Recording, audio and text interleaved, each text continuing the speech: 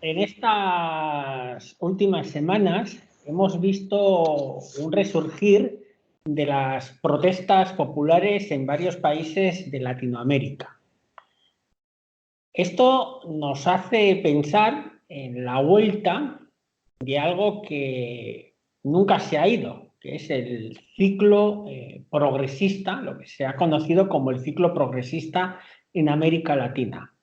Parecía que con la pérdida de gobiernos populares y progresistas en países como Brasil, Argentina y la traición de Lenín Moreno en Ecuador, el continente sudamericano había iniciado una transición hacia tiempos que parecían ya pasados, tiempos donde el neoliberalismo, el Fondo Monetario Internacional y la injerencia de los Estados Unidos en lo que ellos llaman su patio trasero, pues volvía a estar al orden del día. Haití, Honduras, Chile, Ecuador, son países en los que el pueblo ha salido a la calle, a plantar cara a las políticas neoliberales. Tenemos un proceso electoral también en Argentina, si no me equivoco, para este domingo, donde es muy probable que el neoliberal Macri pierda las elecciones y volviera a haber un gobierno progresista. Y tenemos la victoria, la importante victoria de Evo Morales este pasado domingo, con el 46, más del 46% de los votos, lo cual le hace presidente en primera vuelta. Tenemos a una Venezuela, un gobierno bolivariano en Venezuela que ha aguantado el tipo frente a la operación Guaidó.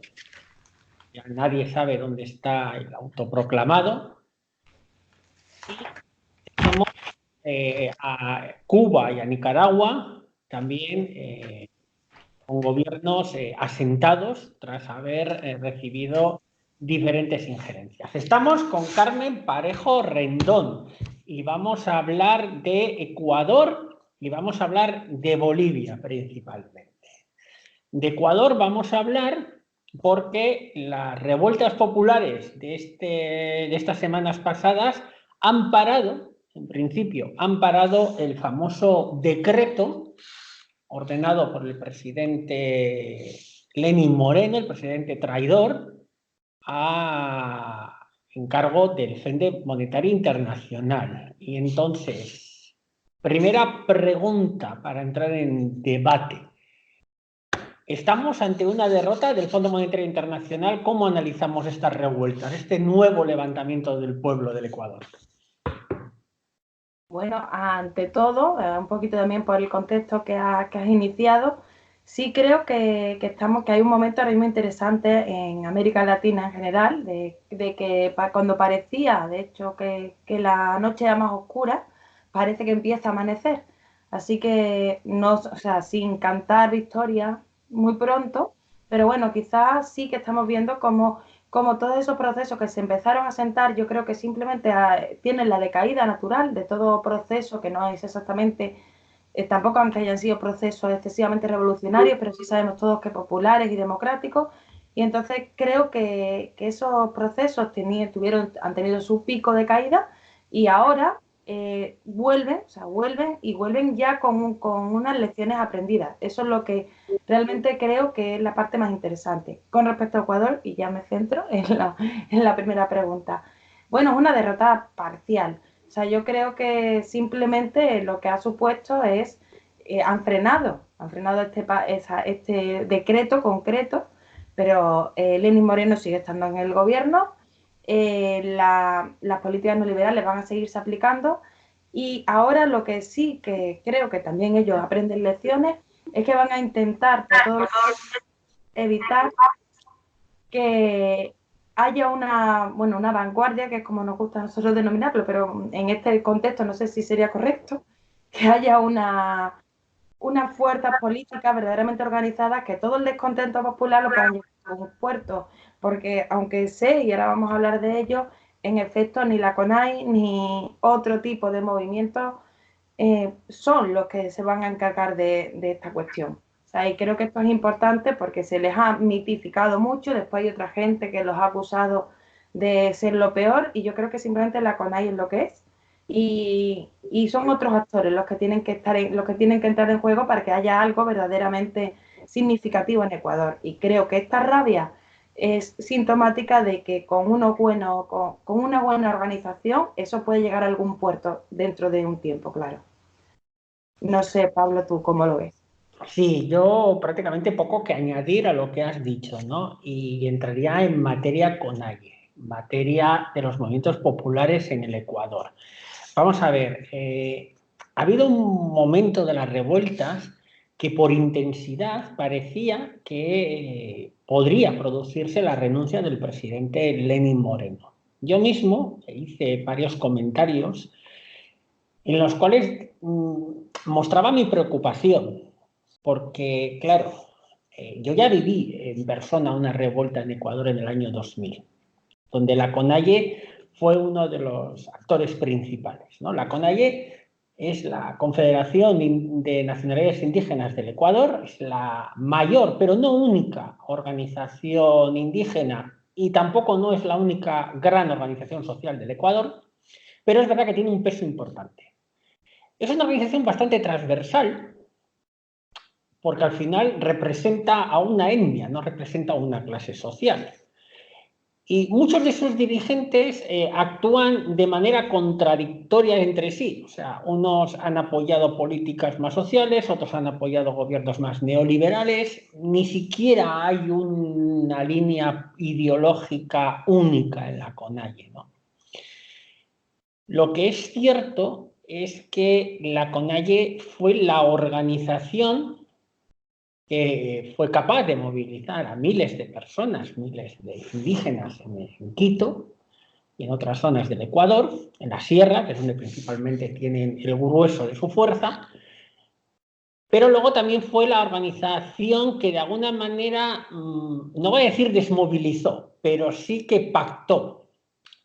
Ahí podríamos entrar en el debate. Si había fuerza suficiente para continuar las revueltas que acabasen con la presidencia de Lenín Moreno.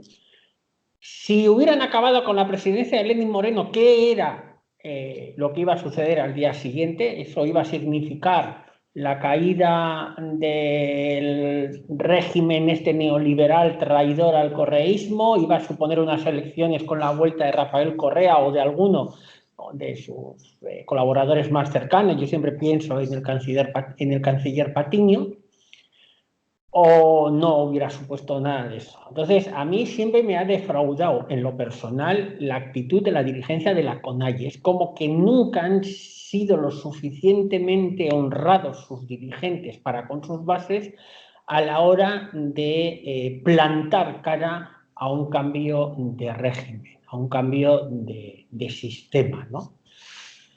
Y bueno, te voy a dar la palabra porque quiero comentar una cosa, pero quiero comentarla para el final porque lo vamos a enlazar con Bolivia también. Bien, al respecto de todo lo que estás diciendo, que has abierto también varias preguntas, ¿qué hubiera pasado si cae el gobierno de Lenín Moreno? Pues realmente, tal y como también se estaba viendo, yo creo que en cómo se ha resuelto también se ve que tampoco existían esas fuerzas que pudieran, efectivamente, ahora mismo, no digo que no puedan existir, ahora mismo tampoco existían esas fuerzas que pudieran hacer que eso fuese un cambio de régimen. Yo creo que ha sido algo muy necesario, que es una muestra de poder popular y de rabia social que demuestra que esto ya no, y eso está bien, pero creo que todavía queda tiempo para un esto va a ser que sí, porque en realidad la mejor opción de entrada sería, por lo menos con las personas con las que yo he ido hablando sobre esta cuestión, gente allí, desde el Ecuador, que básicamente lo más, por así decirlo, lo que más podía, la persona que más podía representar los intereses de todos, que es Correa, Correa no puede volver al país. Entonces, también habría que plantear eso, sin tampoco idealizar lo que era la Revolución Ciudadana ni nada de eso, porque también es importante tener en cuenta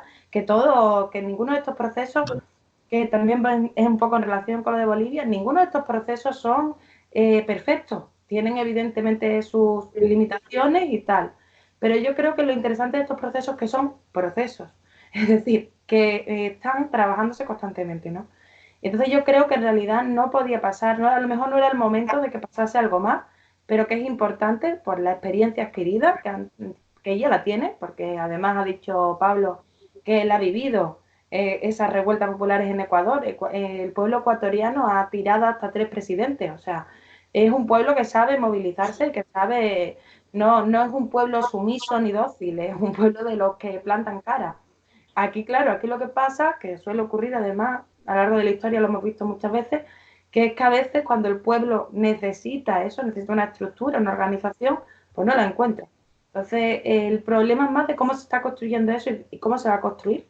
Yo creo que sí, que efectivamente va a ser en torno a, a las personas allegadas a Correa y a la Revolución Ciudadana, más o menos, porque creo que es lo que puede realmente cuadrar a un sector más amplio de la sociedad, pero bueno, de aquí a cara quizás a las elecciones, si es que no continúa yendo a peor en el régimen ecuatoriano y, qué sé, y no hay elecciones, o bueno, quién sabe qué puede pasar, o detienen a alguien más. O sea, estrategias que vayan a tener en contra van a haber muchas.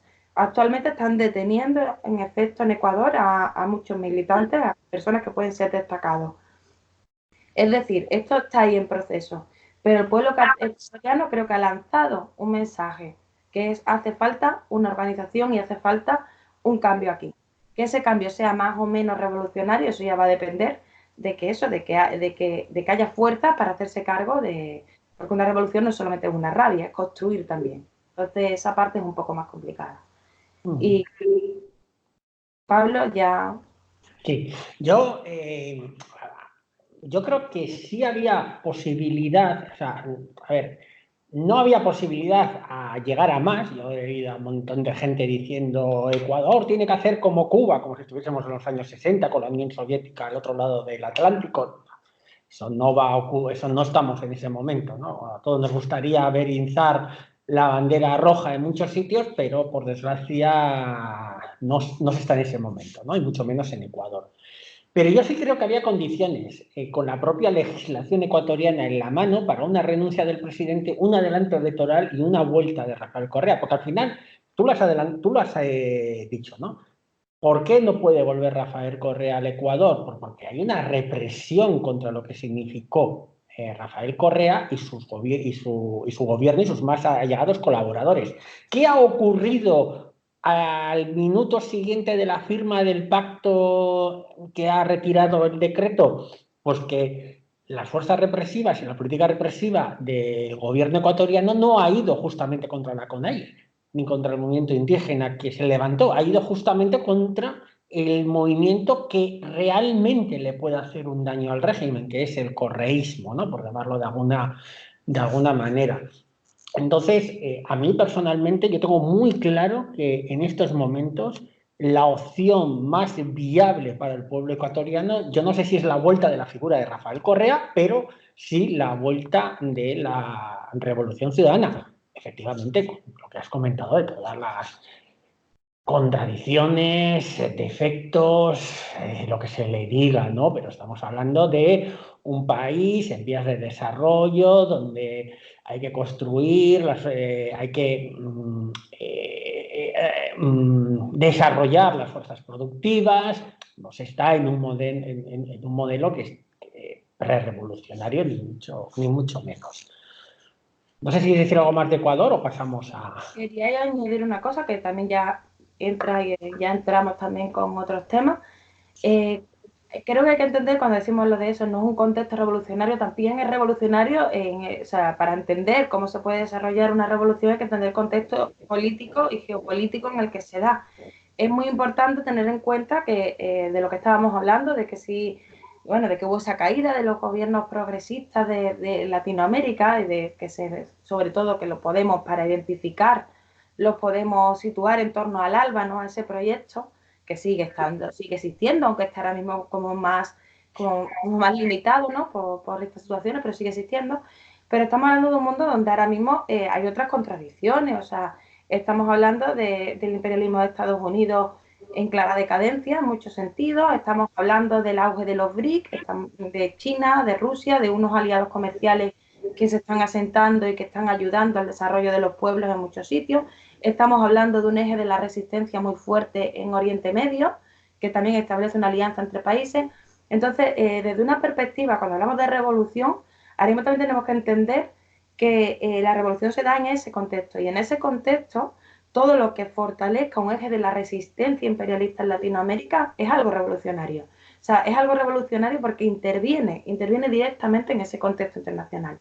Entonces, creo que en lugar de centrarnos en eso, o sea, de mirar con esa tan corta mira las perspectivas concretas de cada país, hay que entender también en un contexto más amplio. En un contexto más amplio, obviamente, tenemos que apostar por lo que beneficie en un sentido mayor a acabar con el capitalismo en esta fase, que es su fase imperialista, y en este contexto donde hay tantos elementos que además no son países individuales, sino que son bloques luchando, ¿no? Y bueno, en ese sentido, eso es lo que quería puntualizar sobre que tienen sus limitaciones estos procesos, pero que yo sí creo que son revolucionarios en ese sentido, ¿no? En el sentido más amplio, aunque no sea en sí, ¿no? Bueno. Sí, sí, además es verdad. Yo he utilizado eso de que no es un proceso revolucionario porque, claro, muchas veces caemos en ese dogmatismo de pensar que solamente son procesos revolucionarios si tomamos el Palacio de Invierno, subimos la bandera roja y declaramos la Unión de Repúblicas Socialistas de no sé dónde. No, está claro que revolucionario también es lo que está ocurriendo en Latinoamérica con los procesos como el bolivariano y en Bolivia y en muchos otros países. Y vamos a Bolivia. Vamos a Bolivia. Vamos a Bolivia, porque Bolivia es el gran desconocido del ALBA. Y es el gran desconocido del ALBA porque los medios de comunicación no lo ponen en el punto de mira central, ¿no? Le han dejado, en cierta manera, le han dejado hacer a Evo Morales. Porque no sabría ahora decir exactamente el por qué, ¿no? No encuentro una razón para decir, mira, le han dejado por esto. Pues han decidido pues, irse contra Venezuela. Hombre, Venezuela tiene mucha importancia en todo este ciclo, ¿no? Progresista, porque el ciclo progresista nace con la llegada de Hugo Chávez a la presidencia y la importancia del propio liderazgo de Hugo Chávez es el que hace nacer el ALBA, UNASUR, todos estos nuevos organismos, ¿no? Que de cierta manera yo creo que el error fue no enterrar el viejo organismo que era la OEA, pero bueno.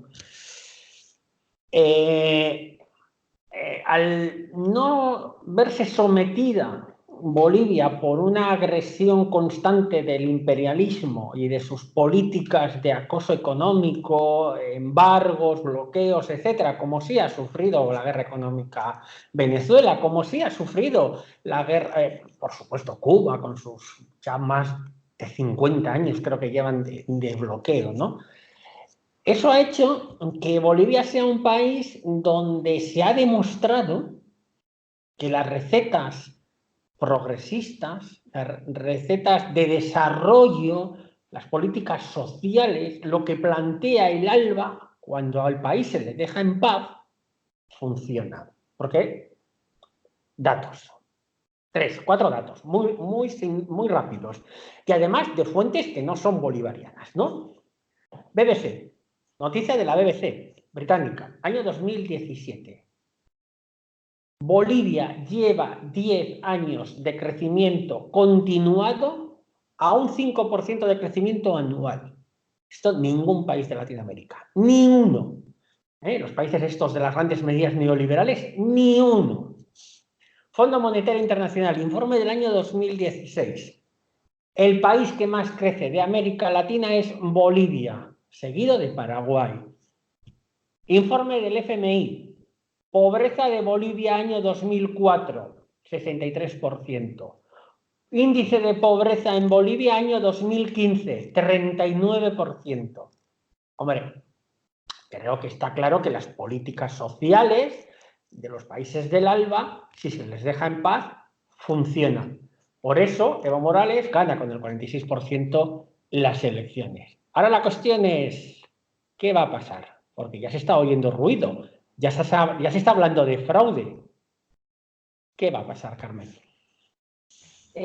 Yo creo que a Bolivia la han dejado en paz porque ha habido otros protagonistas más importantes, o sea, más protagonistas en el sentido de lo que tú has dicho, o sea, Hugo Chávez fue el propulsor de todo este eje a través del ALBA, de UNASUR y demás, o sea, digamos que ha estado ahí como un poco ha estado todo el tiempo, pero ha estado un poco de secundario y por eso les han dejado estar, pero sabiendo por supuesto que estaba en la lista. O sea, Bolivia no ha dejado de estar en la lista en ningún momento, lo que pasa es que a lo mejor han tenido otras prioridades. Ahora, ¿cuál es la situación? Pues yo creo que también, o sea, les va a tocar ya, y de hecho se está viendo, aunque bueno, están otra vez repitiendo el guión porque nunca han sido nada originales, ahora otra vez fraude electoral, que lo estaban diciendo desde antes, o sea, que tampoco otra vez lo de siempre, ¿no? Fraude electoral cuando a ellos les interesa, como siempre. El tema es que a Bolivia le va a tocar y muchos lo estamos diciendo desde hace muchísimo tiempo y hay varios elementos que... Yo, espera, porque igual me acabo de acordar de dos cosas, claro. Parece como que hemos dado una situación idílica de Bolivia. No, 2008, intento de golpe de Estado contra Evo Morales. Y antes de 2008, en 2007 y 2008 también, pero sobre todo 2007, las protestas de la zona de Santa Cruz, con ese movimiento secesionista aupado por Estados Unidos, bueno, o sea, se le ha dejado en paz porque se han visto derrotados y ahora. Sí, bueno, de hecho por ahí vais ahora, en plan, con respecto a cuestiones que también hemos visto ahora, volviendo un poco a Ecuador. Hay una serie de cuestiones y de elementos con los que ya se ha ido atacando a Bolivia, o sea, de antes, ¿no?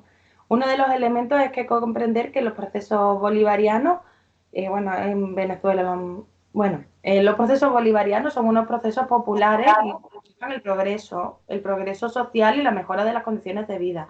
Cuando hablamos de la mejora de las condiciones de vida, que a veces no, desde aquí no entendemos muy bien qué significa eso, o sea, desde países donde aunque estemos mal, tenemos agua corriente, tenemos luz eléctrica y tenemos bueno, nuestras vidas medianamente cómodas, creemos que el progreso social significa poder ir todos los fines de semana al centro comercial y no. Progreso social son cosas más básicas y para esas cosas más básicas es necesario desarrollar a nivel económico una serie de cuestiones que no tienen desarrolladas esos países. En este caso, sobre todo desde una perspectiva industrial, desde una perspectiva primero, de tener tus propios recursos y después también de desarrollarlo y por supuesto, de un momento determinado todos los países necesitan comerciar, porque no todos los países tienen de todo, pero no es lo mismo que extraigan tus recursos y una vez trabajados los manufacture otros, que ahí es donde se llevan la pasta, que eso lo haga tu país, eso es diferente, ¿no? Y bueno, y entonces son este tipo de cuestiones, entonces hay varias cosas que sí ya se ha acusado a Bolivia, ¿no? A Bolivia, yo vi a través de, no me acuerdo cómo se llama esta página, sí, Kurdistán en América Latina, que es una página que une a LZLN, que creo que en otro programa ya hablaremos de LZLN, y todo el tinglado este de Rojava, y lo unen en una especie de, no sé, de unidad folclórica de no sé qué lucha. Bueno, pues ahí ya sacaban a una chica Aymara protestando contra Evo Morales porque estaba en una revolución de las mujeres. Bueno, la situación de las mujeres en Bolivia ha mejorado muchísimo, la participación política de las mujeres y en datos otra vez ha mejorado muchísimo en un país que tiene una tradición también bastante comunitaria, o sea, hay mucho campesinado, es un país que tiene una serie de condiciones previas que son las que tiene. Eso no quiere decir que no haya mejorado.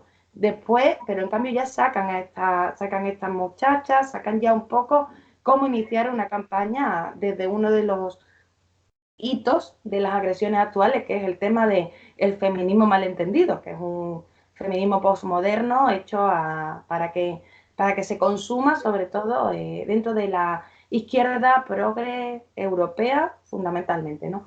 Está eso. Después también está, como he dicho antes, del tema del desarrollo. Esos países necesitan tener su propia industria, necesitan desarrollarse. Y entonces aparece el discurso Greta Thunberg, ¿no? Que es hay que apostar por ¿cómo le llaman? Por ¿cómo sale la palabra? ¿De crecimiento? El decrecimiento. El decrecimiento desde Suecia, que es un país que tiene una huella ecológica de 3 mundos, pues yo lo puedo entender, que tú lo critiques desde Suecia, pero decirlo sobre Bolivia, decirlo en el contexto en el que estamos ahora, cuando los países del tercer mundo por fin están pudiendo, algunos de ellos, desarrollarse para poder tener esas cosas que nosotros tenemos, de nuestro agua corriente, de nuestra luz, de todo este tipo de cosas, decir eso en este contexto significa que quieres que sigan viviendo en unas condiciones de miseria total y absoluta ellos. O sea, no significa que te preocupe que Suecia tenga una huella ecológica de 3 mundos. O sea, es que hay que distinguir estas cosas, ¿no? Entonces, yo creo que sí que se están lanzando pildorazos contra Bolivia, y además han añadido 2 cosas más, y que se llevan lanzando desde hace tiempo, y que ahora con las elecciones volvemos a repetir el guión Venezuela, ¿no? El guión fraude electoral, no sé, y ahora sacarán un Guaidó o yo qué sé qué harán, pero estas cosas ya no las sabemos. No sabemos lo que hacen con el tema del feminismo posmoderno, sabemos lo que hacen con el tema del ecologismo posmoderno y sabemos lo que hacen con el tema de manipular a través de revueltas, de elecciones que me valen o no me valen según me interese. O sea, son guiones que ya los tenemos trabajados y que ya, aunque fuera de una forma más sutil, ya estaban trabajando contra Bolivia. Creo que eso es importante dejarlo claro por lo que pueda venir, ¿no? Más que nada. Sí, Perdón, me he un poco.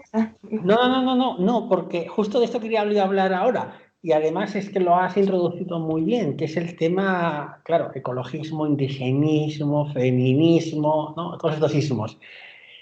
Yo voy a hacer pocos amigos con lo que voy a decir. Hay un problema desde Europa que tiene que ver con el indigenismo, ¿no?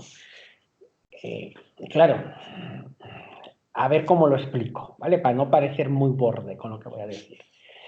O sea, tiene mucho que ver con lo que has dicho, ¿no? Unimos el zapatismo, unimos esto de Royaga, que no se sabe muy bien quién es, le metemos un poquito de feminismo, un poquito de ecosocialismo y hacemos un batiburrillo y queda muy progre. Entonces tenemos a un montón de progres que cuando un indígena dice una cosa, aunque sea la mayor sandez retrógrada del mundo y reaccionaria, como lo ha dicho un indígena con sus plumas, pues queda bonito, con su cara pintada. Y no se dan cuenta que las cosas no funcionan así. Hay que empezar de una vez por todas a quitarnos esos discursos etnicistas que tanto molan en la Europa occidental. O de género, ¿no? También. Pero eso, como es para otro debate, me voy a centrar en el étnico. Entonces, los zapatistas se levantan en arma en 1994 y parece como que, bueno, como se había caído el muro, por fin algo empieza en el mundo. Pero en 2019, pues ya haremos un programa para hablar de qué ha pasado en Chiapas. Pero en Ecuador hay un problema muy gordo. Ecuador necesita desarrollar su economía. ¿Por qué? Porque tiene que dar de comer a la gente. La gente no come si no hay que comer, si no hay dinero para desarrollar las infraestructuras para que las cosas del comer lleguen a la gente, por ejemplo. Y cuando el gobierno de Rafael Correa empezó a la extracción de petróleo y de otra, y no sé si era gas también allí, algunos ecologistas y algunos de la CONAIE, no todos, se le echaron encima. Y todavía hay que aguantar en la Europa rica, con una huella ecológica no de 3 mundos, sino de 10 universos, que la gente se lleve las manos a la cabeza cuando le dices que eso no funciona así, que por supuesto que hay que extraer el petróleo y venderlo, y por supuesto que hay que extraer la riqueza de la tierra para producir y para desarrollar, para dar de comer a la gente, y por supuesto que esas riquezas no son del pueblo indígena solamente, son de todo el pueblo ecuatoriano. En cambio, esta situación no se dio en Bolivia. ¿Por qué? En Bolivia han hecho exactamente lo mismo que quería hacer Rafael Correa, pero el presidente de Bolivia es un indígena. Entonces, ¿cómo hostias en la mente cuadrada de los occidentales metemos el discurso indigenista antidesarrollo para que esos países sigan siendo dependientes del mundo rico occidental cuando el presidente de allí es un indígena? Entonces, es la gran contradicción. A mí me contaron una vez, no sé si es cierto porque realmente nunca encontré la fuente en internet, que a raíz de todo esto del ecologismo, de este falso ecologismo antidesarrollista y antiextractista, Rafael Correa dijo que bien, que si quieren los pueblos ricos del mundo que conserven intacta la selva del Amazonas, perfecto, no hay ningún problema, que le paguen al Ecuador el desarrollo. Claro, lo que no se puede es, tú te has desarrollado cargándote medio planeta o 3/4 partes del planeta y ahora me vas a decir a mí que yo no puedo desarrollarme. No, no, no. ¿Tú no quieres que toque el Amazonas? Perfecto. Todos los años, tantos miles de dólares, millones de dólares para yo desarrollarme. Claro, eso es injusto. Es completamente injusto. Y ya va siendo hora que en Europa Occidental la izquierda, los progres y toda esta cosa se vayan enterando de dos cosas fundamentales. Una, esos países se tienen que desarrollar porque tienen que dar de comer a millones de personas, que nosotros comemos todos los días, que por muy jodidos que esté la economía en este país, aquí la gente no se muere de hambre, allí sí. Dos, la riqueza de los países no solamente pertenece a los pueblos originarios, que sí, que ya lo sabemos, que toda la historia, pero los marxistas aceptamos el materialismo histórico y aceptamos la realidad histórica. Y entonces en América Latina hay pueblos originarios y hay otros pueblos ya asentados, punto. Entonces las riquezas del Ecuador son de todo el pueblo ecuatoriano, de los indígenas de la sierra y de los no indígenas de la costa. Y lo mismo en el resto de países. Ya sé que este discurso no gusta, no mola y alguno vendrá a decir algo. Bueno, pues es lo que hay. Si no tienes nada más que decir ese tema, otro tema muy importante que tampoco va a gustar a los progres. Yo quería decir una cosa sobre ese tema, porque también me parece importante señalarlo, que la idea que se tiene sobre las poblaciones originarias en Europa es la herencia, o sea, el discurso progresista, la herencia colonial de Bartolomé de las Casas, de los indios son humanos porque sonríen, los negros no, o sea, los negros sí, sí se les puede perfectamente esclavizar. Y ese discurso de los indios son humanos porque sonríen es una caricatura, o sea, es una herencia colonial, totalmente colonial, es racista. O sea, los pueblos originarios son también seres políticos que también viven en su propia realidad. Algunos son comunidades que viven más aisladas, pero la mayoría no. O sea, la mayoría hoy en día están en contacto. O sea, y participan también de política como pueden participar cualquier otro pueblo, cualquier otra comunidad. Y dentro de ellos pues, hay gente de muchas ideologías políticas. Cosificar al indio, perdón que lo diga así, pero lo digo porque es como lo ve. No, se te ha cortado. Se te ha cortado, Carmen. Que No. lo hacía Bartolomé. Perdona, repite. Desde que de cosificación del litio, se te ha cortado. Que el progresismo europeo de mochila cosifica al indio con la perspectiva colonial que les enseñó Bartolomé de las Casas. No han ido más allá. No es una visión de verlos como seres humanos que por lo tanto se equivocan o son estupendos o son lo peor, da igual, son personas. Lo mismo que hacen con las mujeres, que también han tendido a la mitificación. Todas estas posturas supuestamente progresistas en realidad son brutalmente reaccionarias. Ya, eso era lo que quería. Bien, pues hay otra cosa que también es sumamente reaccionaria y que a los progres les encanta, ¿no? Que es el hecho de criticar los grandes liderazgos y que esos grandes liderazgos pues gobiernen durante bastantes años, ¿no? Es esa idea absurda que desde Podemos, por ejemplo, se dijo, ¿no? No, es que el mandato máximo dos legislaturas, no sé qué, como si eso fuese garantía de algo bueno, ¿no? Tú le das 8 años a una persona para enriquecerse y ya es suficiente, ya vendrá otro para enriquecerse. A mí me da igual que una persona gobierne 8 años o 80. Yo lo que quiero es saber qué políticas va a implementar, a qué clase social va a beneficiar, sus políticas y cuál es el desarrollo que quiere realizar. Punto. Todo lo demás me sobra. Y claro, como somos eurocentristas, por mucho que nos pongamos la mochila de progres, somos eurocentristas y pensamos que nuestro entorno es lo chachiguay, lo mejor del mundo y que estamos en la obligación de exportar este maravilloso mundo en el que vivimos en Europa Occidental al resto de la humanidad, pues no nos damos cuenta que aquí el Estado, la institucionalidad funciona aunque tengamos un gobierno en funciones. De hecho, desde el año 2016, este país ha estado muchísimos meses con gobiernos en funciones, primero con Rajoy y ahora con Pedro Sánchez. Y se siguen pagando las pensiones, la sanidad sigue funcionando, por lo menos tan mal o tan bien como cuando hay gobierno, tú vas al ayuntamiento y funciona la institución. ¿Por qué? Porque son países, los nuestros, donde la institución y el Estado es fuerte, donde realmente los presidentes de gobierno, los ejecutivos, lo único que hacen es gestionar. Unos gestionarán mejor y otros gestionarán peor, pero ya funciona, la maquinaria funciona, tenemos un cuerpo de funcionarios preparado para que esa cosa funcione. Pero esto no funciona en el resto del mundo, o sea, esto no es así en el resto del mundo, no es que no funcione, no es así. No es así en el resto del mundo y en Bolivia, en Ecuador y en muchos países la institucionalidad, el Estado es débil, es muy débil. Y eso que a algún anarquista le puede molar, ¿no? A algún progre le puede molar, ah, qué bien, el Estado no es fuerte, porque claro, todos pensamos que el Estado es policía reprimiendo. Pero claro, es que el Estado no solamente es policía reprimiendo, son cuerpo de bomberos, son hospitales, son carreteras, son escuelas, y eso no funciona en muchos países. Esos países, los países en vías de desarrollo, donde el Estado es débil, la institucionalidad es débil, funcionan relativamente bien o mal porque hay un líder fuerte.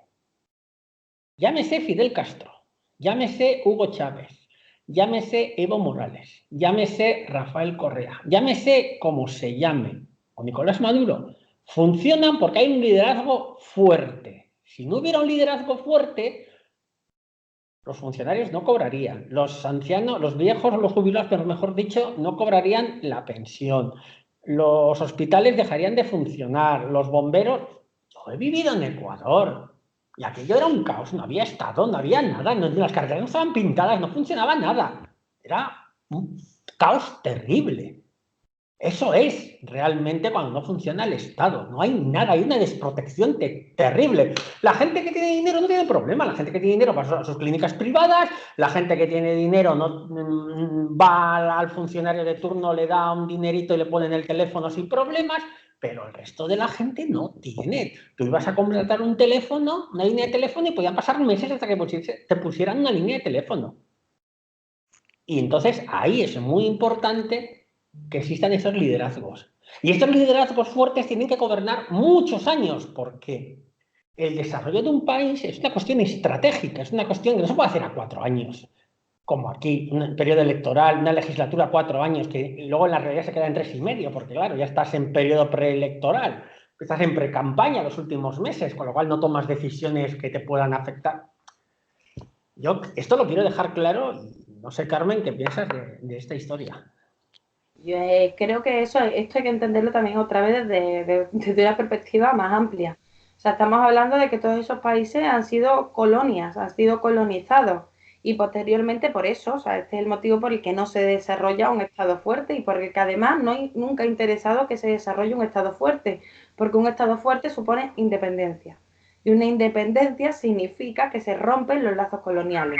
Y hay que entender que el capitalismo monopolista vive de que existen esos lazos coloniales, o sea, de que existen esos países que están en una posición más degradada, de que existen estados que no son fuertes y que por lo tanto son fácilmente corrompibles y que existe ese caos. Entonces, como esta gente se reproduce, se desarrolla en el caos, no les interesa que haya estados fuertes. También lo hemos visto en el caso de las primaveras árabes, ¿no? De la OTAN, como precisamente a destruir pues a los países que también habían sido colonias, pero que habían podido desarrollar un Estado más fuerte. O sea, así es como destruyen Irak, Libia, Siria.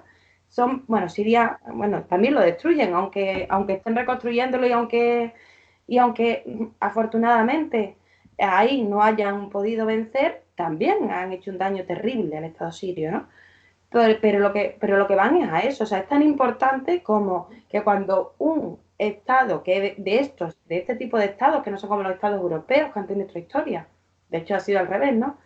Este tipo de Estados que han surgido después de unas luchas de independencia, que han tenido que construir desde cero, y tienen que fortalecerse para poder romper esos lazos que les atan a quienes eran sus amos hasta hace 2 días. Mientras más fuertes han sido esos estados, más interés han puesto en destruirlos, y vuelvo a repetir, cito los casos de Libia o Irak o Siria, que para el caso es eso. Entonces tenemos que entender que estos países se tienen que construir y tienen esa necesidad porque es la única manera de poder romper con un sistema obvio de opresión, que yo creo que no hace falta ser muy inteligente para ver que hay una relación de opresión ahí, de opresión política, cultural, económica, de todo tipo, ¿no? Y por supuesto de explotación, que este ya es el paso siguiente, ¿no? Pero la opresión yo creo que se ve muy obvio sin necesidad de que empecemos a analizar en términos económicos. Pero vamos, si queremos analizar en términos económicos lo vemos igual. O sea, vemos muchísimo más fácil cómo efectivamente hay un lazo de dependencia que hace que estos estados no hayan podido construirse y no interese que se construyan. Y bueno, un poco eso. Sobre el Estado era un poco tampoco mucho más. Bien, pues yo creo que lo podríamos dejar aquí, porque ya Bueno, llevamos 45 minutos. felicitar al pueblo al pueblo bolivariano, iba a decir, pero bueno, también, y al pueblo boliviano por la victoria de Evo, esto por mi parte.